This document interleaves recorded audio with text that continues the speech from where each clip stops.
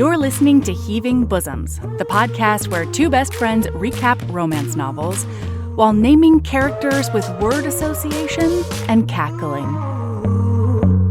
Gonna love what we love, do it out loud. Stack our shelves with the clinches out. Shout it from the rooftop, can you hear the sound? Yeah. Live your best life, love it out loud. Love it out loud. Hey HBs! When this episode is published, Sabrina will be on her trip to England. She's in England times right now. Oh my god, I hope she's having the best time. This is going to be part one of How the Marquess Was Won by Julie Ann Long. If you're a patron, you can access this episode in full and without ads right now. And on this Friday, you're getting a quickie on the Zoe Draven alien romance rabbit hole Sabrina recently fell down.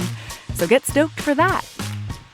Today, though, we're recapping the first half of How the Marquess Was Won. Here we go.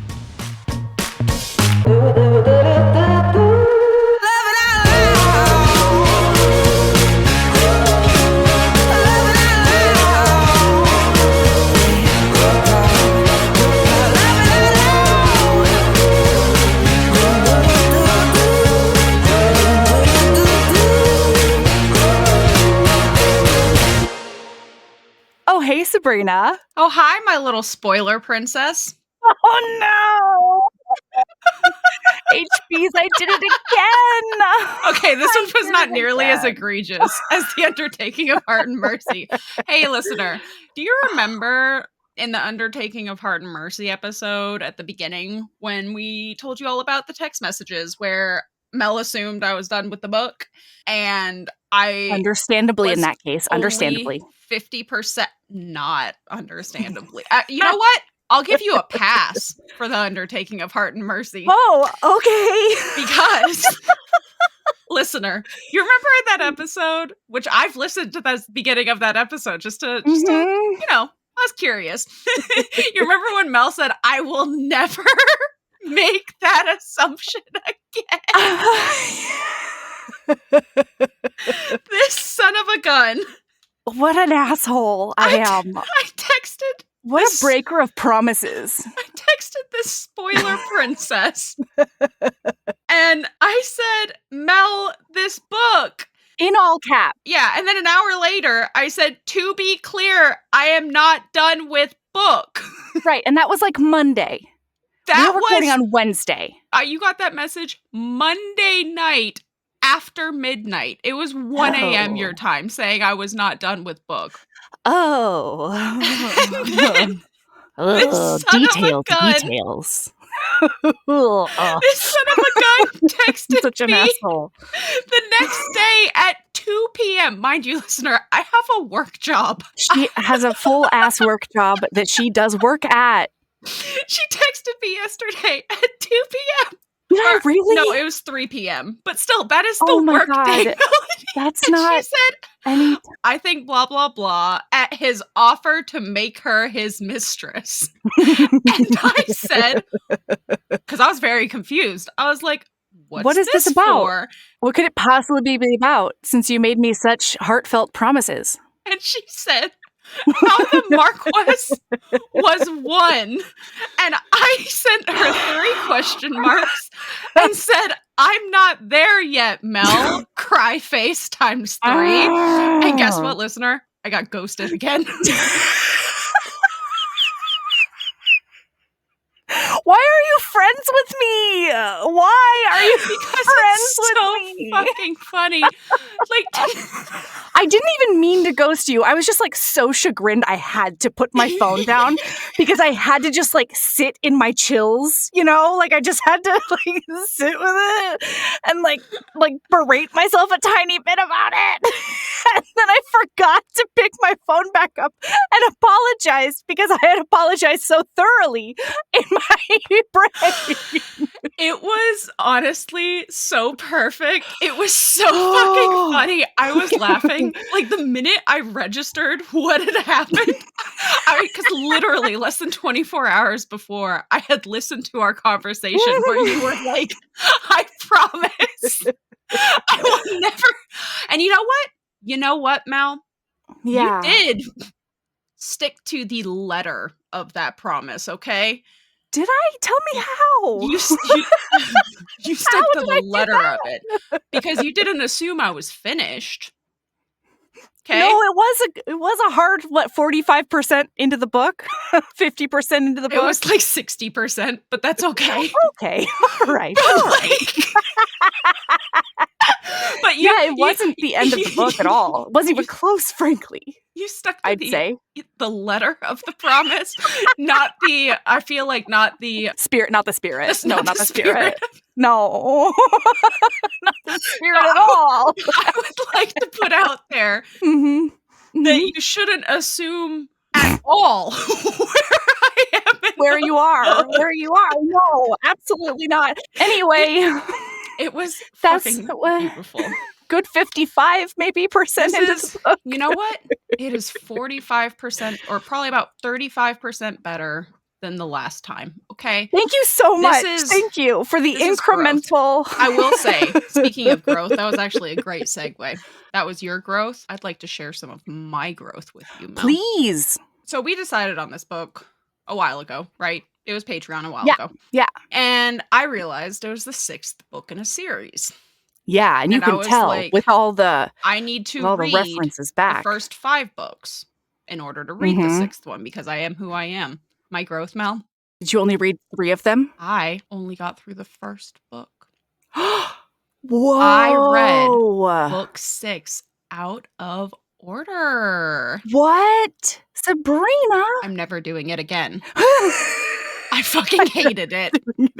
I hated it. Honestly, Sabrina, for the past couple of weeks, I've just had in the back of my mind, Sabrina might need to reschedule so that she can finish whatever books before. Honestly, Mel, I almost did. Like, I got like I wouldn't have blamed you. I got like 30% into this book and because I wasn't even done with the first book, okay? When it like oh shit. I started book 6 because like just life got busy, right? And so I just didn't. Oh yeah. I couldn't.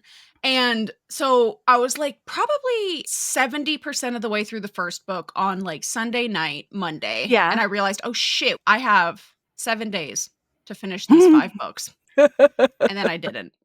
And they're hefty boys. They are. And they're basically Lord Waterboard, you know?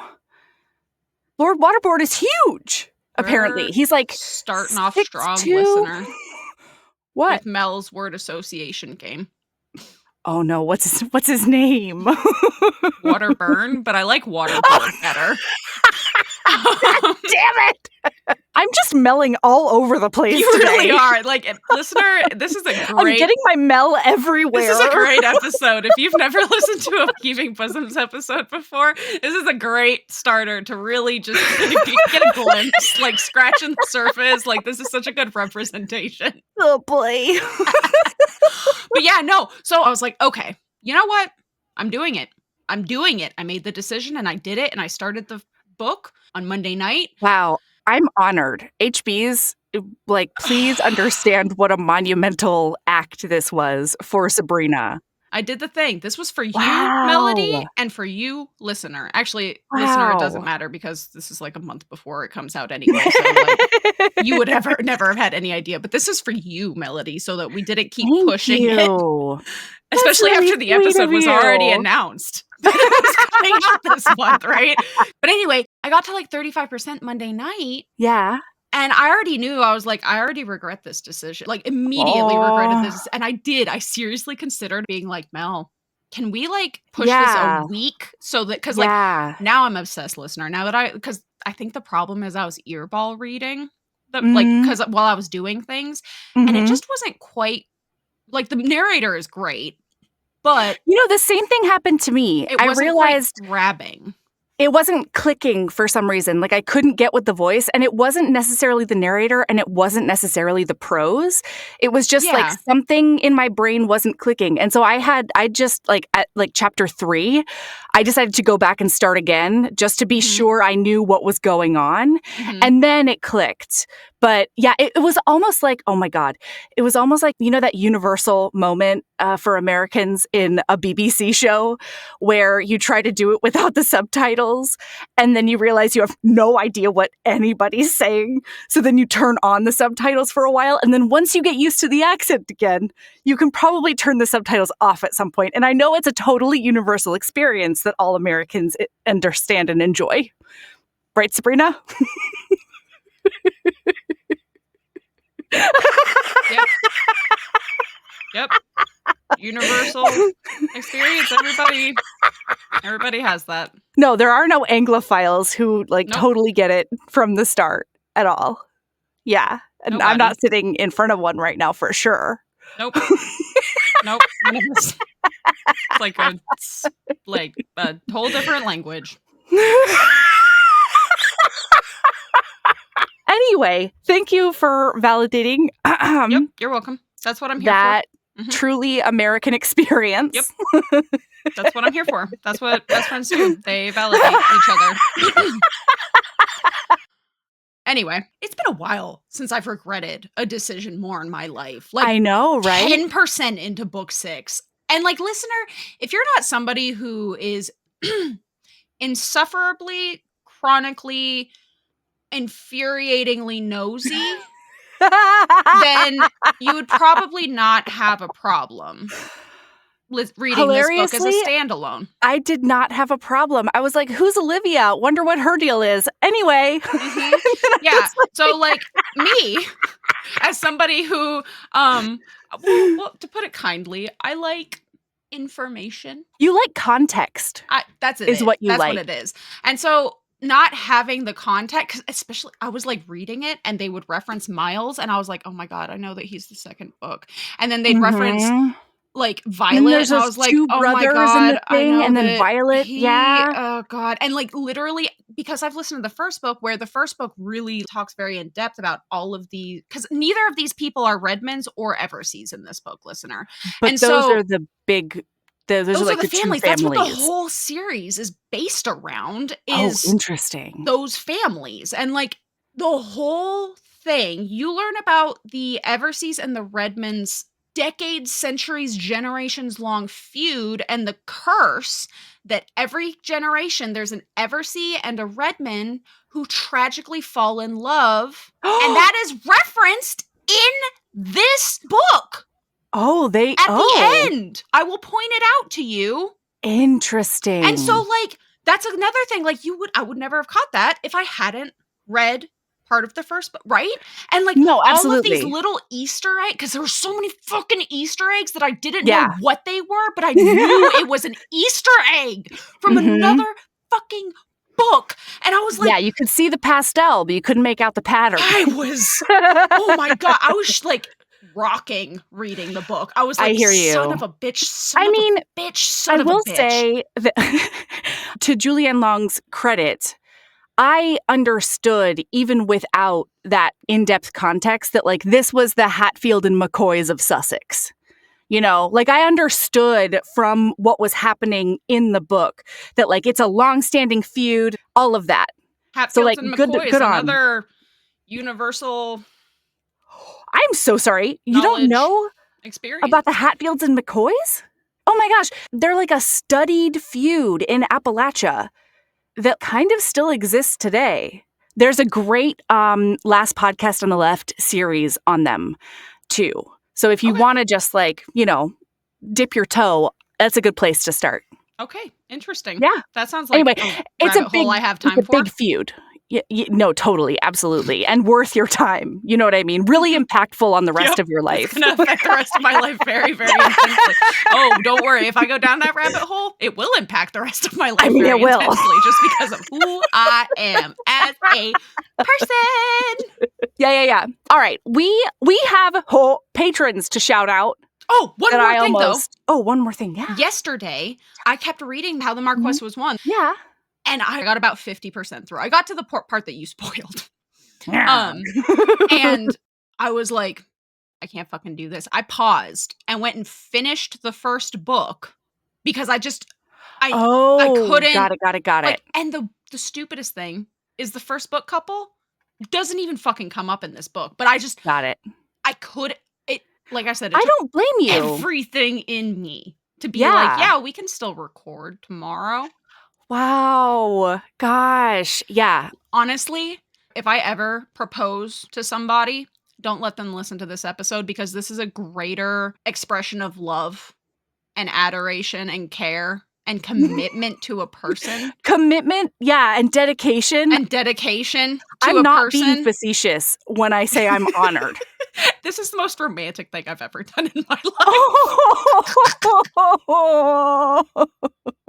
I see it and I love It's it and all I for you. appreciate it. Oh my God. Yeah. Any hoodles. So that's the end of Wow. that. So I'm twitching. Thank you. I've read the first book Yeah. and the 6th book in this series. Holy And I've shit. learned my lesson. Yeah, and that's I will fair. never do it again.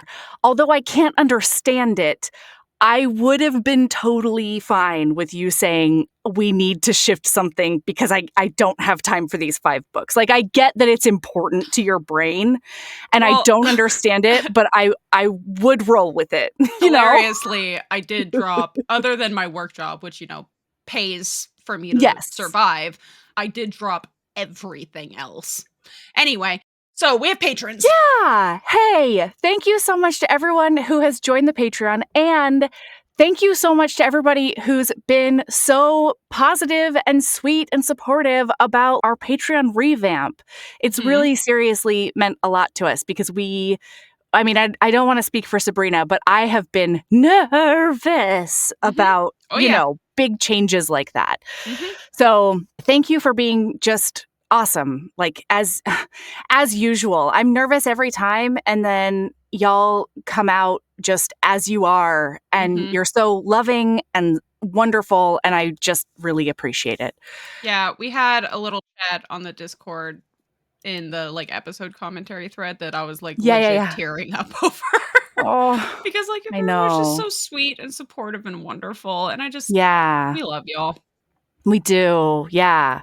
Not just patrons either, just all of you, but No, just specifically listener. the patron support has been Yeah. understanding and loving, and it's been right. wonderful. But I mean, same thing in the group, same thing on just regular social media. People have been incredible. It's been really, really nice. So thank you so, so much for your direct support, Danny W. and Carrie S.H., Sarah G. and Linnea K., Rebecca L. and Monica J., Amanda A. and Elizabeth G., Elizabeth D. and Sarah H., Melissa P. and Katie. Thank y'all. We appreciate it. We hope you enjoy. Yeah, thanks for being there. We have a ton of fun over there. All right. Okay. We need to jump into this book because, boy, I could talk about this book for years. 18 hours. Yeah, minimum. Okay, so when we open up, a man has been shot, okay? He's stumbling into a pub in Sussex, the Pig and Swallow, maybe it's called. And they're like, oh no, we have to get him to a bed or whatever. And he keeps on just mumbling about this woman who doesn't love him. And he's like, she's not even pretty. She's just so beautiful. Don't want to close my eyes because she's all that I see. Oh, she doesn't love me. And then Zippy Zach takes us on a little journey to 6 weeks ago. Yeah. And see Phoebe. She's a school teacher and she is in a shop that she really loves. And she and the proprietor of the shop are joking back and forth about how she's a gentle lady who goes to balls. What's his name? They are Mel? so cute. He's Mr. Phineas. Phineas Swallowbait. Phineas. Wow. What's his name? I'm impressed that your last name rhymed at least. Did it? Yeah, his name's Postlethwaite. Wow. That was wild. That's impressive. I'm so proud of you. Thank you. Shit. Mr. Postlethwaite, which really weirdly does go with Swallowbait. Swallowbait, really? What a stupid thing to say. No, it's beautiful. It's perfect, Mel. I love it. Thank you so much. Phonetically and, rhythmically, it really matches up. Impressive, right? It's Thank much you. better than thinking, oh, I just got the word association of waterboard to waterburn. Oh, They could both be because tortures. because he sucks. He's the worst. Oh, yeah. Yeah, because he tortures Phoebe Mhm. that I made it waterboard. Yep. Anyway, so Phoebe loves ton gossip, and so she is Yes. like hip to what's going on, right? She knows like the popular things, and she's definitely never been a part of that world, except in the sense that she's been a tutor or a governess or the girls who go to that school that she teaches. Yeah, and there is one character in the tabloids of the time that is constantly in rotation, Well, and that is the Marquis. Uh-oh. ooh. Oh, what's his The name? Marquis Dendroy. The Marcus. Is it Dendroy? You have His first name is Jules. You have, like, Julian. 5 letters correct in that name. What is his name? Dryden. Dryden. Shit. It's so much easier when I read it with my eyeballs and not my earballs. You know what So I mean? anyway, she knows all about Marquis Dendroy because No. he is basically the fashionable, right? Everybody wants to be him, or everybody, they either want to be him, they want to fuck him, or both. Okay? Yes. So she knows all about him. And Mel, I don't know if there's something in the air, if Ooh. there's something in the water. Oh. I don't know. It seems environmental, though, is what you're saying. All I'm saying is that you remember the obsession that I had with Cade last week? Yeah, for sure. Oh, Dryden's doing it too? Dryden did it for me in a way that I was like, Wow. what? I mean, Dryden was smooth even when he wasn't smooth. You know what I Well, mean? and I think what the actual thing is I'm suddenly realizing, partially because podcast, right? Because now I have Mhm. this recorded thing of me talking about all of these heroes and heroines that I'm obsessed with, Mhm. right? And there seems to be a pretty common denominator. Like, granted, last week with Cade was a level that has not been seen publicly. Right. Right. Yeah, But, that was like, new. the common denominator seems to be somebody who's very restrained and stoic, Emotionally and remote. witty. Yeah, because then And it's special to you. yeah, And I you're the special think one. I'm also I'm coming to the conclusion that part of the reason I love it so much is I need that leveler. You know? Oh, yeah, I hear that hard. I need a Yeah. leveler, right? Like, Yeah, I can't yeah. be with somebody like me, or at least not only somebody like me, because Mhm. 1, we would never get anything done. 2, my head would Yeah. literally explode from excitement because I feed off of other people's energy. Yes. And Yeah, so yeah, we would just ping, ping, ping, ping, ping. Mhm. Yeah. And so boy, Dryden did it for me, man. Yeah, same.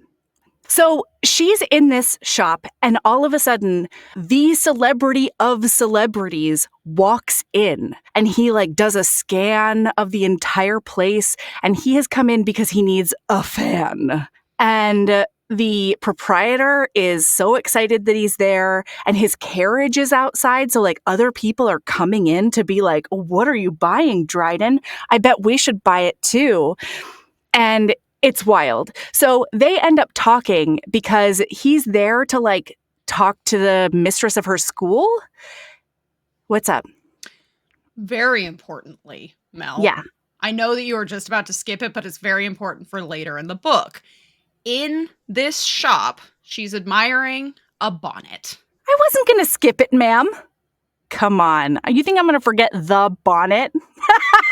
Why wouldn't you mention it before mentioning the school then? I was just going to say, in regular life, he would never speak to her in the shop. But because he tells the proprietor that he's there to go to her school, he's like, oh, she's a teacher at that school. They end up like awkwardly saying hello. She doesn't know what to do with herself. And she's like standing in front of this, barrage of bonnets that she's been really, really coveting one of them. Mm-hmm. So he ends up being like, well, yeah, I suppose I might see you at the school or something like that. And she ends up leaving. Hang on. What? No, they introduce to each other, and then he does not interact with her another single time, except when Waterboard walks into the same shop. Oh my God, Waterboard is there! Yes, I he forgot walks in this. and he's like, Waterboard is a big ol' asshole, right? Yeah, he is, douche. and he's like a wagerer in the worst kind of way. And he's like, Mhm. I'll wager you 10 pounds that you can get a kiss from that that teacher over there. But he says it in Latin or Italian. Oh my God. Not knowing that speaks she can speak 5 languages. fluently. Oh my God. This heroine is so sexy. We have a cunning linguist, on our hands.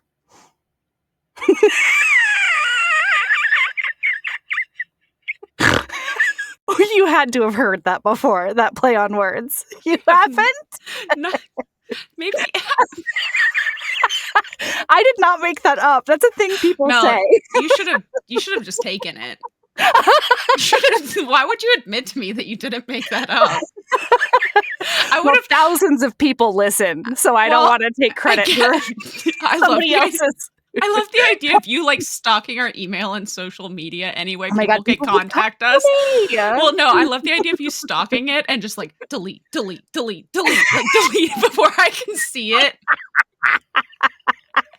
Also, like, to be fair, I would forget. So anyway, but Waterburn comes in and he's like, I'll give you 10 pounds if you can get a kiss from that teacher over there. Mhm. And Lord Ice, Marquis Dendroy, Yeah. Julian Spencer looks at her half a second and then turns away, and he's like, why would I want a kiss from her?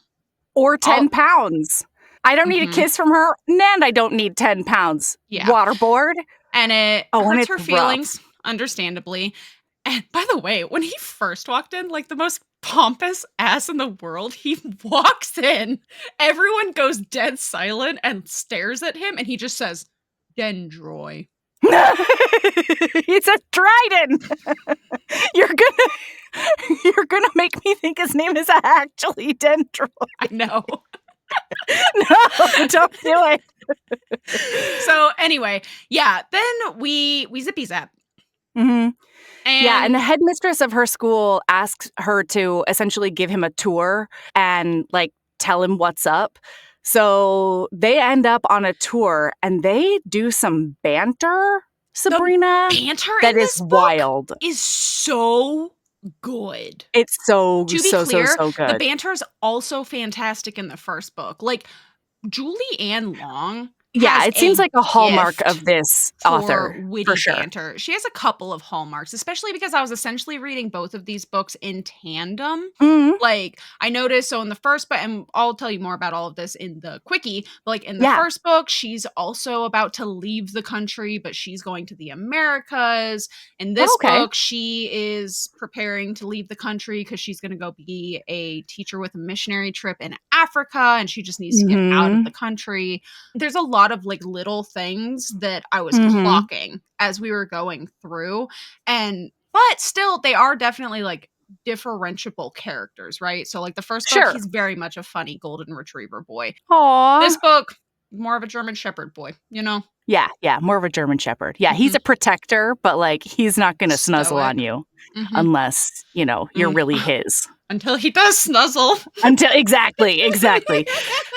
So anyway, he asks her weird things like, don't you think you ruin the girls for marriage by teaching them facts? She's like, no. What are you talking about? And it's great. And then they're alone in this room. And the entire time that they've been meandering, she's been thinking, is he gonna try? Like, is this when he's gonna try and kiss me? Is this when he's gonna try and kiss me? And then she can't take it anymore, and she looks this man dead in the face, and she's like, "So, like, are you gonna kiss me or not?" And Right. literally, he freezes, and he goes through, like, 8,000 different emotions on his face, and then settles on good-natured defeat, and that's when I fell in love, right? And Yes. that's when I was like, "Oh, no. Dryden's Yeah. gonna be a problem." Yeah. And And he says that announcing it really takes all the fun out of it. and she's like, "All the fun?" And he's like, "Miss Vale?" "Yes? Are you flirting with me?" Like, he is so shocked by her. And the entire time he's been surprised by her because he never knows what she's gonna say next, and he is delighted. And her internal banter is just as funny as, like, their banter because, like, for Yes. example, in this thing, she's like, don't say it," and then she says, "All of the fun," does the innuendo, and then in the inner monologue, it says, "She'd said it anyway." Like, oh, shit.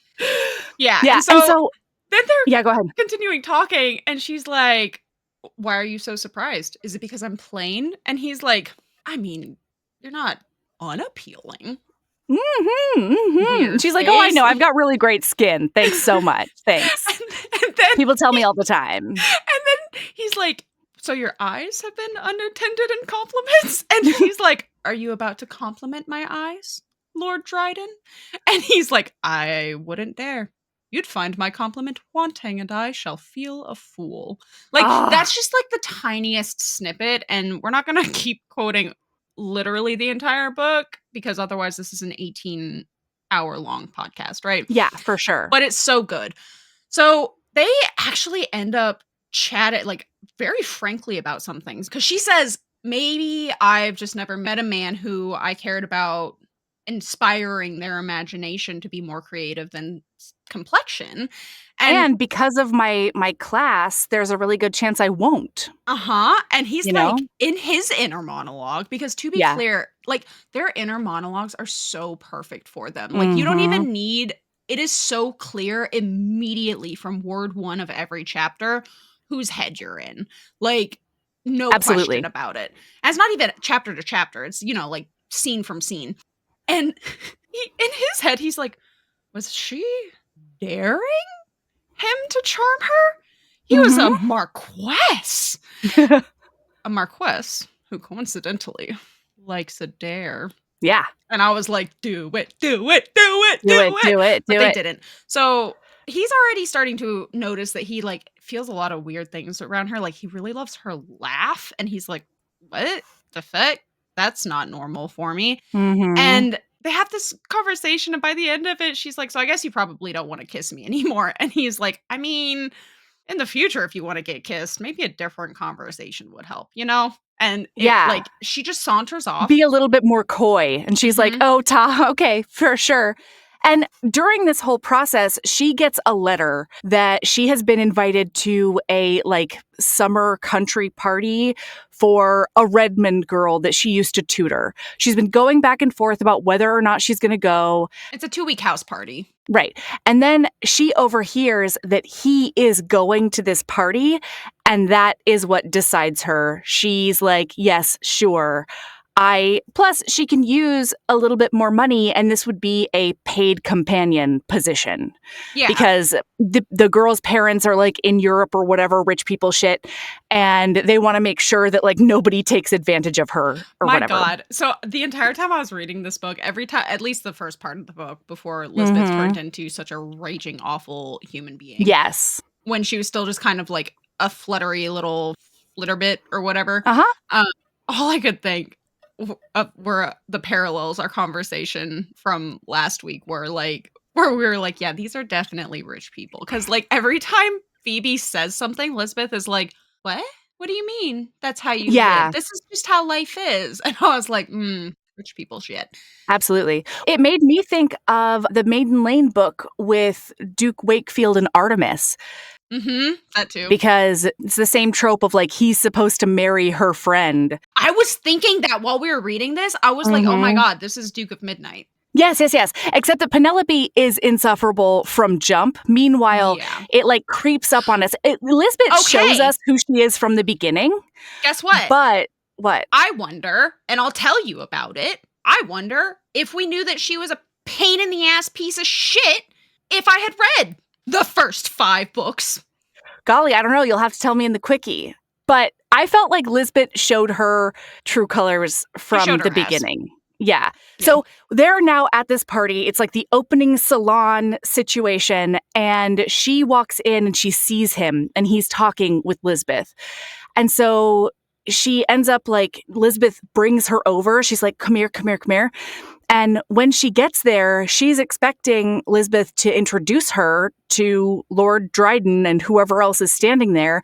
And instead, she says, because Lisbeth notices that he's looking at Phoebe across the room.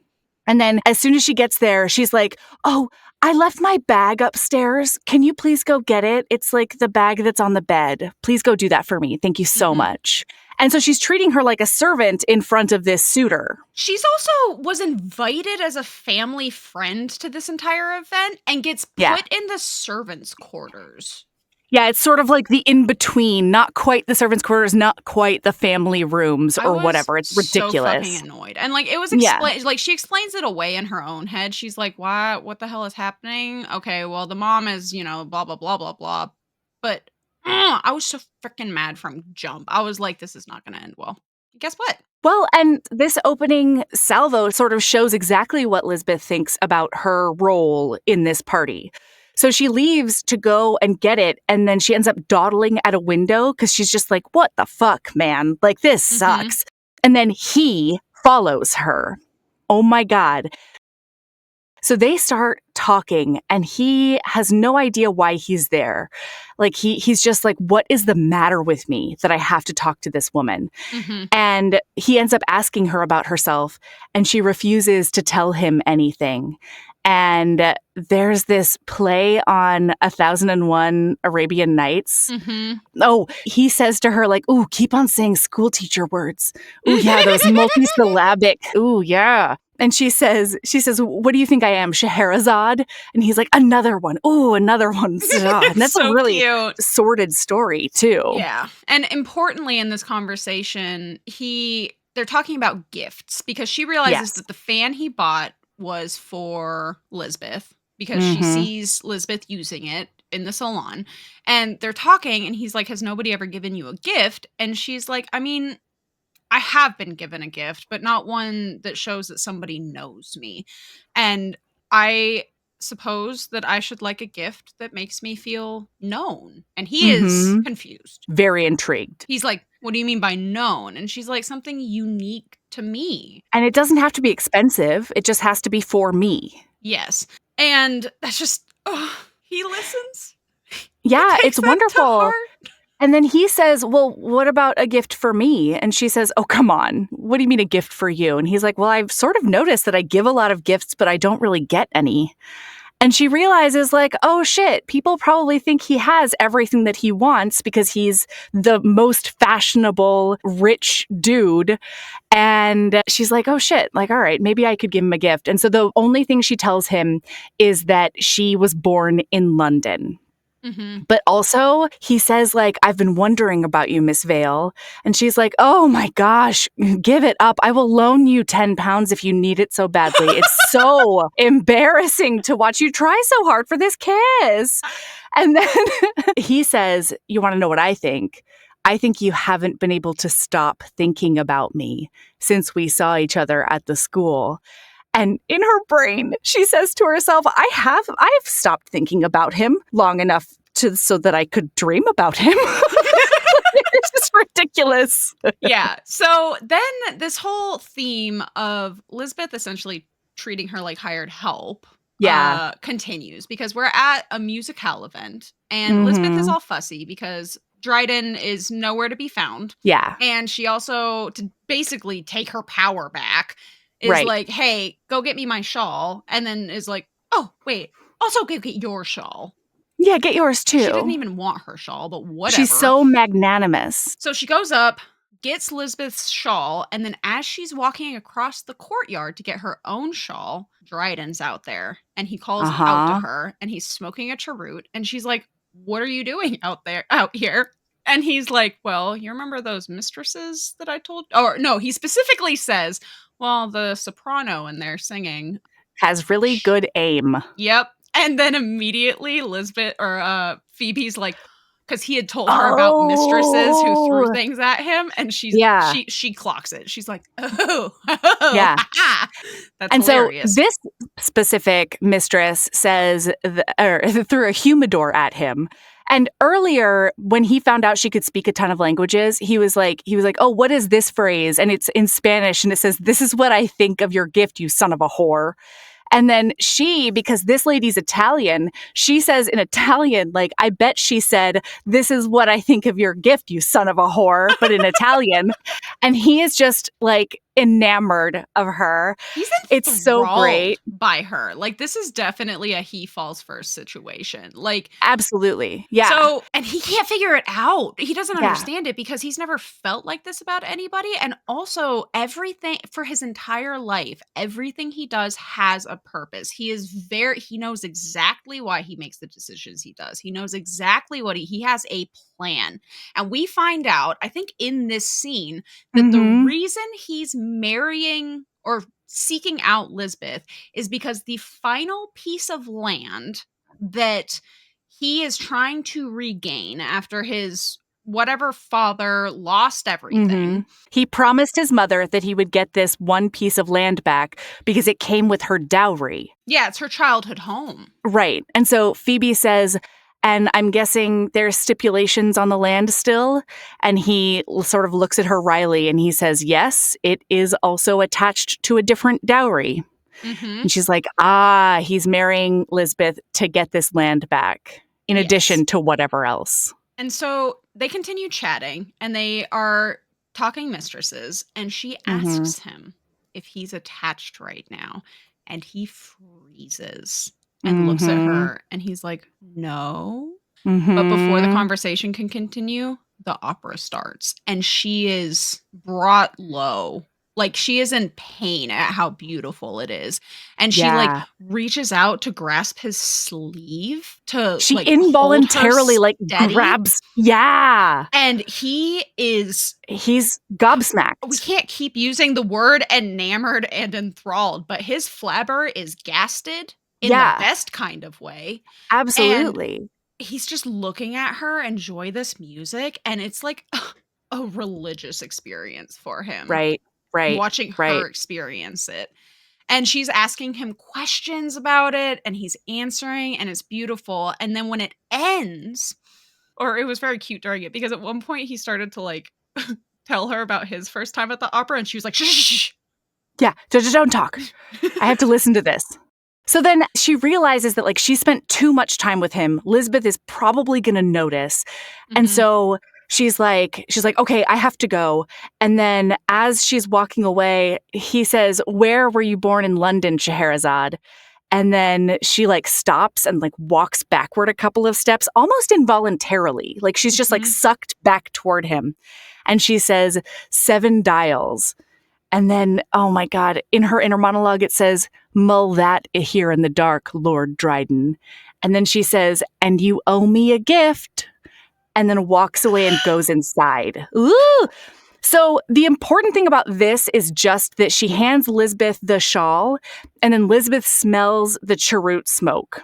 And she's like, what are you doing? Are you smoking outside? And then her cousin, Jonathan, who I'm sure becomes important in a later book, it like leans forward and he's like, no. She was probably just around me. I've been smoking cheroots all day or whatever. Like, she doesn't smoke. And then she smells her own shawl, realizes that it smells like his cheroots as well. And she's like, and I'll never wash it again, basically. So now the next morning comes around and he feels like an idiot because it's barely even breakfast time and he's back at that shop. And he's just like, I wanted to send a footman, but like, I can't tell them to stand and then turn to 4 o'clock and then look at the corner that has the most light and then look at yourself in the mirror to make sure that you're in the correct place to where she was standing, and then turn and like look at the bonnet that she was obviously looking at. He says that he has to find the bonnet via geography. And then when he does grab it, he is so happy that he got it, and he thinks to himself, and now he was wildly, humbly grateful he'd noticed her. Yeah. Because he, for some reason, had never before wanted so desperately to please someone. Yes. And so Yeah. she wakes up and she has a present. And when she opens it, it's the bonnet. And there's a note with it. Yeah, there's a that note. says, Tell them about the note. I should like to know you. Oh my God. How dare. And so now it's time for him to uncharacteristically beam in a church. All right?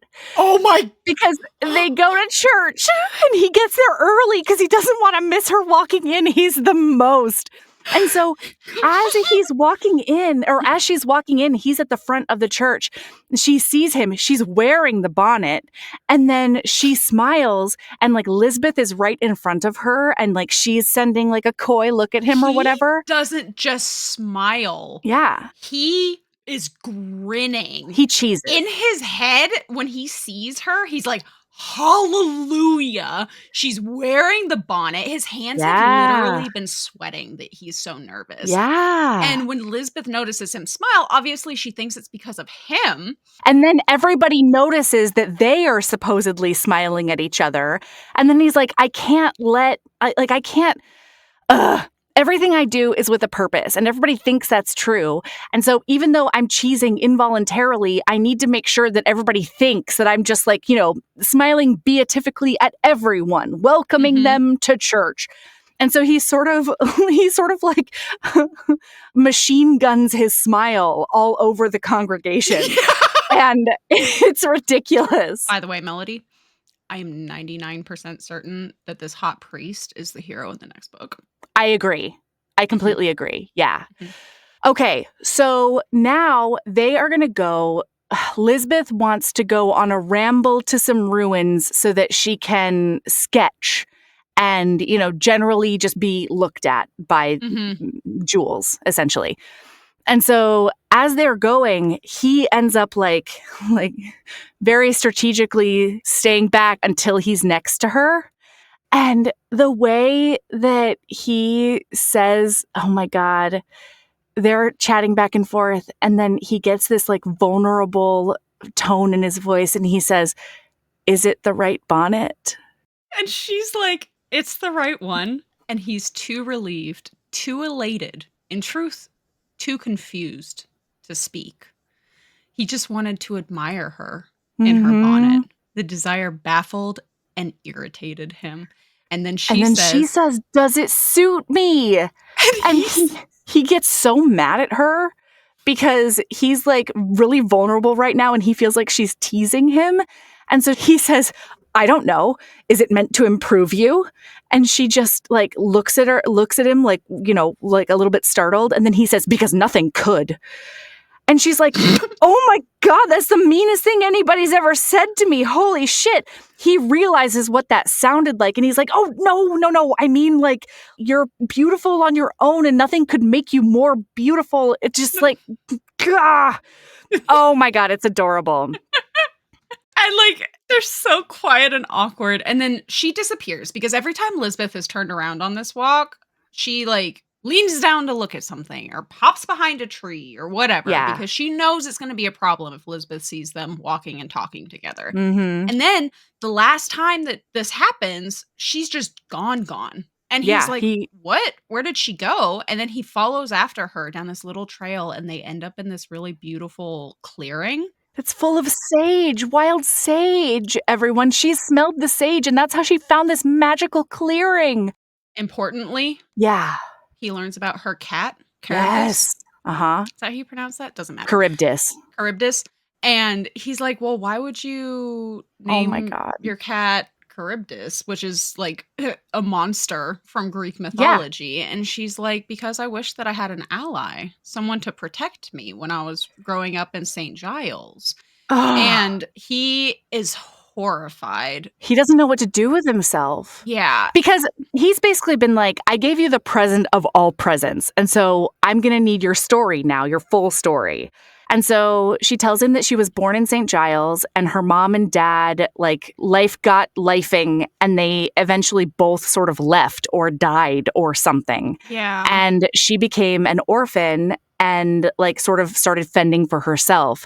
There was like this apothecary that she knew who gave her a picture book of Greek myths. And she had already learned to read because her mom read to her. She thinks that the apothecary is the one who told, you know, the dude who later became her benefactor about how smart she was. Mhm. And so they plucked her out of St. Giles and put her in this school to like reform young girls. Yeah, that she works at now. Yeah, that's how she ended up like with the teaching position. Like it's pretty Jane Eyre, you know what I mean? Anyway. Yep. Yeah. Universal knowledge. Very Jane Eyre. Well, in Jane Eyre, it's like her aunt who doesn't want her anymore. I know. Which I know you know. Yep. I know all about Jane Eyre. That so was he's by like, that one oh my author. God. So that's Charlotte Bronte. Oh no. I even had the wrong name in my head. Who did you think? Who do you think I thought? Oh, the other one. Ooh, Oh, your now I don't turn. know. What's that name? What's that name, Mel? I'm blanking. Pride and Prejudice by Okay, well, you got their book right. Yeah, it's Jane Austen. Austen. There we go. So she plucks a bunch of sage and she hands him a bundle of it. And when he takes it from her, their hands brush and it's like Oh my God. fireworks lightning hits. And he is, oh my God, he takes her hand. It was cold, which struck Yeah. him as poignant. He wanted to warm her. He had to warm her. Needed to warm her. Needed And to. so he brought her palm to Holy his fuck mouth. balls. He softly opened his mouth against her skin, touched his tongue there, burned her with a kiss that was at once chaste and perhaps the most carnal he'd ever given. That is lewd, sir. Okay.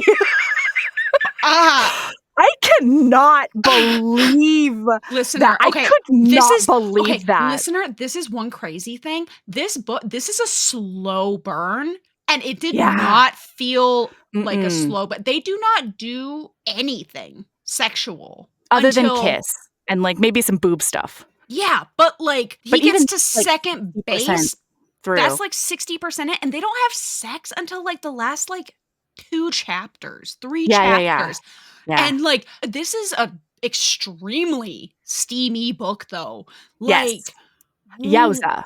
Julie Ann Long, what crossroads did you visit? Yeah, ma'am. What demon did you get this skill from at the crossroads? Right? Because like I see a lot of authors where like there's only like one sex scene. That's totally fine. And the thing is like you can tell that they're trying to make the book still steamy and have that like that Sizzle. the sizzle. Yeah. And it falls a little flat. Sure. It's hard to do. And then Julianne Long walks in and fucking brushes off her shoulders and Yeah. she's like, everybody Hold my take a seat." cape, okay? I have work to do. Ma'am. And let me tell you, that is a Julianne Long thing because the first book is also Oh, very good at nice. that. Anyway. Nice. So then it's inevitable at this point, and she like cannot believe the sensation he's brought out of just her palm, and she like closes her eyes, and then he says, "Look at me, Miss Vale," his voice a low demand. A moment's hesitation, he opened her eyes. He was absurdly thrilled to see them again. They were dazed and starry and wary. The sun haloed her, and the light both set her aglow and obscured her. In his head, he's thinking like, who kissed you first? And like, I'm going to kiss the memory of it away. You're never going to like remember kissing anybody else. Yes. And then they kiss, and it's beautiful. I mean, not only is it beautiful, but it's also the classiest description of frantically climbing each other like prudes. I mean, they are desperate for each other. Desperate. And then when he finally pulls away, he says to her, I didn't know I was going to do that. And she's like, do you always know what you're going to do? And he says, always. And she says, what are you going to do now? And then Jules! Phoebe! Hello! Everybody is about to come find them in that clearing. There's also the world's cutest, most adorable old dog that they hear like snuffling in the forest coming up on them. And Julian Long is also great at visuals because like I could see it in my brain what this was because like they paused, they froze. And her bonnet is all fucked up. She's got ribbons tangled everywhere. Her shirt is like stuck up above her. Like it's like ruched up. Oh my God. And like his hair messes. And his hat, I think his hat is on the ground maybe. Yeah. And they're arguing about who, they're like, we can't be seen here together. And they're arguing about who should disappear, like who should run. Who needs to leave. And then he's like, okay, I'll go. And he goes to grab his hat. Right? And put it back on his head. And he knocks it off and he like lunges for it. And then they can hear somebody coming through the bushes. And he dives to the ground, grabs his hat, and "Urk" was the last thing he said before he threw himself to the ground and slithered on his belly over the wet grass, aiming like a lizard for the hedgerow. His boob heels were just disappearing from view behind it when Lisbeth appeared, humming happily to herself. Phoebe was frozen. She felt certain she would never forget the image of a Marquis vanishing like a lizard into a hedgerow. Yeah. Well, and he didn't manage to grab his hat. So she has to do like jazz hands in front of Lisbeth and Lord Waterboard so that she can grab his hat also, Sabrina. The way this hat is described is only as a beaver hat. And the Paul Bunyan bullshit that I saw in my head, like later on, she distracts them enough to throw the hat over the hedgerow and it allegedly bruises him. And what I pictured was a raccoon hat, you know? And so I was just like, how did this bruise him? So I wanted to confirm that I was correct in what I thought. It's a top hat. Yeah, it is. Yeah, I had to do a Google because I was like, there's no fucking way he's wearing a Paul Bunyan raccoon hat, but it's all I could see. By the way, listener, and this is part of the reason I'm so, because she did it in the first book and she does it in this book as well. I was so desperate 15% into this book to have read everything else because Julianne Long sprinkles little things that seem inconsequential into her books. Mm-hmm. And then that check gets cashed. She brings it back and ties it up in a little pretty bow. And it like, is you don't see phenomenal. It coming. Yeah, because it all seems so natural the way, because like she keeps it in the front of your brain the entire book, but not for the reason inevitably. And you don't even notice that she's doing it because she's doing it so masterfully. Yeah. So, for example, just to make sure we don't like drop this thread later on, this bruise on his head turns into him pulling the front of his hair down into a forelock. Mm-hmm. And then because he is the trendsetter for all of the ton, everybody starts pulling down a forelock in front of their forehead like dipshits. And he is just like, why are these people like this the whole time? And then something really pivotal happens at the end because somebody's hair got in the way since they started wearing the forelock. It's incredible. Anyway, so she throws that thing and then she also has to grab her sketchbook because she has sketched him and she doesn't want Lisbeth to see that she's been like exclusively sketching him. Very importantly, yes. She distracts Lisbeth by talking about the Ballad of Colin Eversey. Yes. Which is the first fucking book. I know the Ballad of Colin Eversey. This is why, this is a little Easter egg that this was the point where I was like, I'm going to have to tell Mel we have to fucking record later. I have to read these first 5 books because like you in this book, what did you think? Did you even remember anything about the ballad, her mentioning the Ballad of Fallen Eversea? Yeah. You don't have any questions? You don't have any thoughts or concerns or feelings about it? It was just a I thing? assumed it was part of the feud. And I heard like, you know what I heard? I heard the Sweeney Todd song, Attend the Tale of Sweeney Todd, except with Colin Eversey in there. Oh, that's cute. That's cute. Yeah, right? I like that. But yeah, no, she dropped that little shit in there and I was like, God damn it, this is going to be all over and it is. That was the it's all confirmation. But that anyway, continue. So now they all go back to the party. And he ends up like coming crashing back into the clearing before we go back to the party and being like, oh, hello, I've got lost and I fell down. It's totally cool. Everybody should fall down. And then 8 people throw themselves on the ground, basically. That doesn't actually happen, but you know.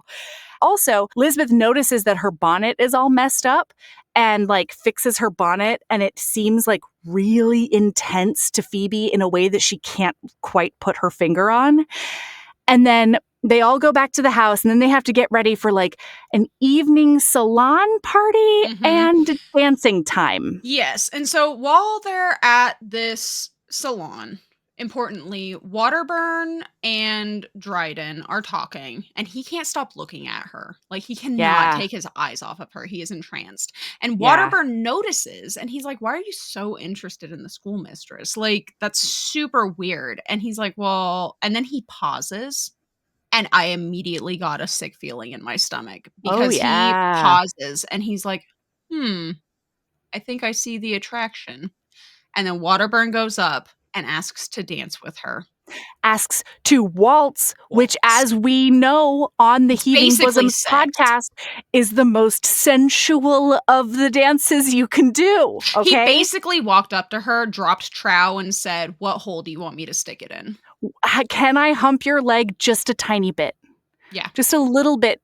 Yeah. Then that leads to Waterboard bringing another dude over. He asks her to dance. What's that other dude's name?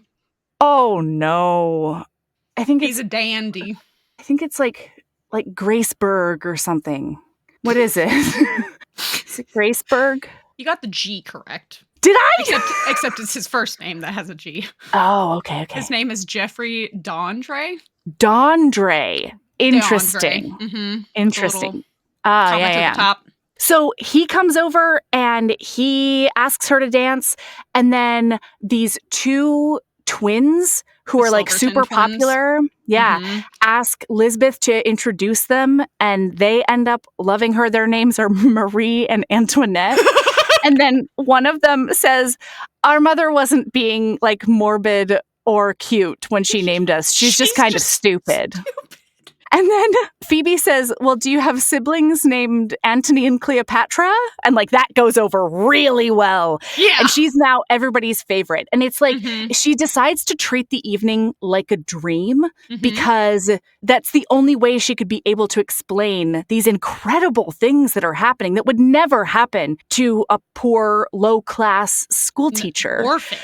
Orphan. Yeah. Meanwhile, she's also been seeing him across the room every once in a while and like making surprised eyes at him. Like, can you believe what's happening? And then every time she takes one step toward him, he gets this like look like, don't come near me. Like, no, people can't see us together on his face. And it feels like a tiny rejection every single time. Which like impressive because like, that's not a tiny rejection to me. That's enough to send me gone. I'm out. Absolutely. BRB, I'm leaving for Africa tonight. Right now. Absolutely. Right this second. Me and Charybdis, deuces. We're gone. Especially since Lisbeth ends up boxing him into asking her to waltz right in front of Phoebe at some point. Oh, it's horrible. Yeah. But it's the best ball she's ever been to. Very importantly, this is another great example of he's the cool kid because they make eye contact. She's dancing with Waterboard, he's dancing with Lisbeth, and they make eye contact, and he stumbles, and it turns into this whole thing where he accidentally flings Lisbeth across the room and then falls to his knees. And Lisbeth goes like spinning into the crowd. And whoever is there just decides to push her momentum back toward the dance floor. So she spins back toward him. And by that time, he's righted himself enough to like catch her and keep waltzing. Smooth as hell. Smooth as hell.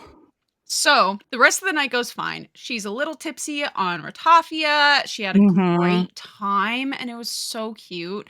And then as she's walking back to her room across the courtyard, he pops up out of nowhere and asks if he can have the fourth waltz. And she says there were only 3. And he's like, well, I'm pretty sure that there's not a law about how many waltzes there can be in an evening. And she's like, or where they should be. And she's like, but there's no music. And he's like, I'll hum if you like. And she's like, don't worry about humming. And he's like, good, I can't. Good. I would feel so dumb. Yeah.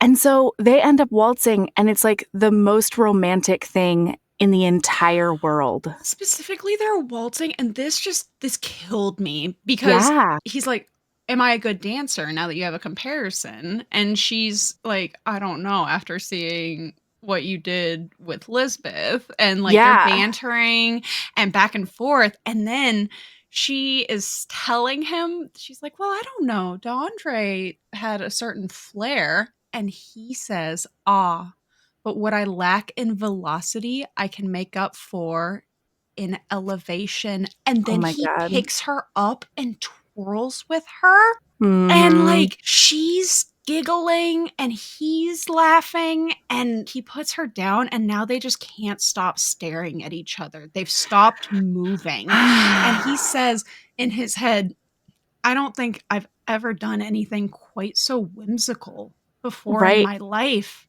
I've never wanted to. And then y'all, I did not have ear stuff on my bingo card for this book, but wow. He's whispering in her ear and getting real close and like nuzzling into her. And she is like clutching his hand because he licks her ear. And then like in her ear. And then places an open mouth kiss below her ear. And then like it is. It's mesmerizing is what it is. It was incredible. It was like almost a sensory experience. But the best part though is even with all of this like sexy time stuff, they're still like laughing together. And bantering. And kind of giving each other shit in an adorable way. Their love language is giving each other shit. Teasing. Yeah. Yeah. And then, oh my God, he tells her, all I could think about all night was that I've never touched your hair. And like, I have to touch your hair.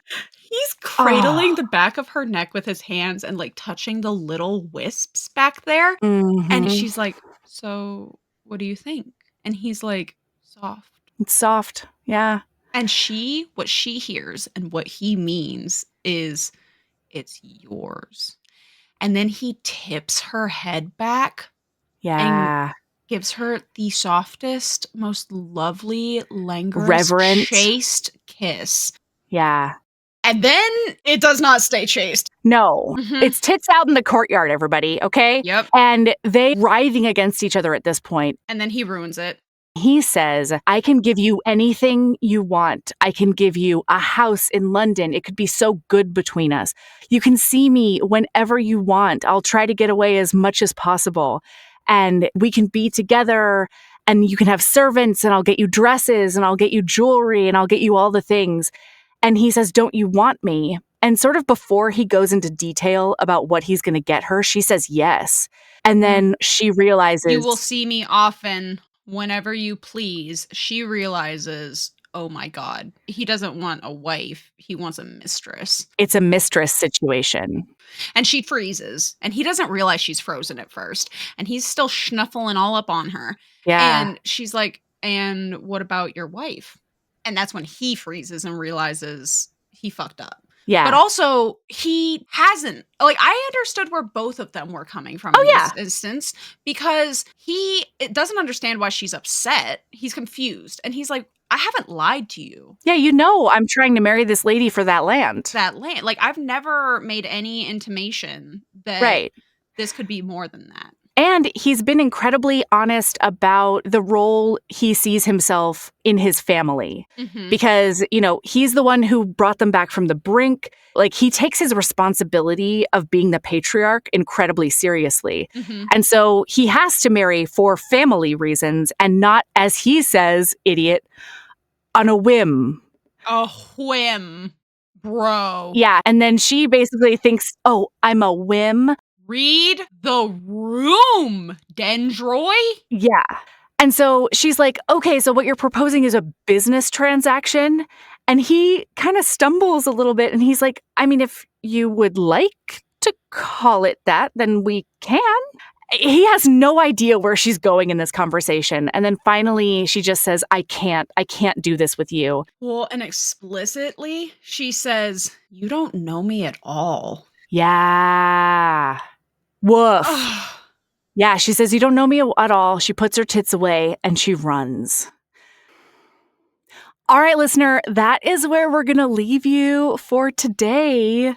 And we'll be back tomorrow to see if she can ever forgive him. Ah! Spoiler, she does. Yeah.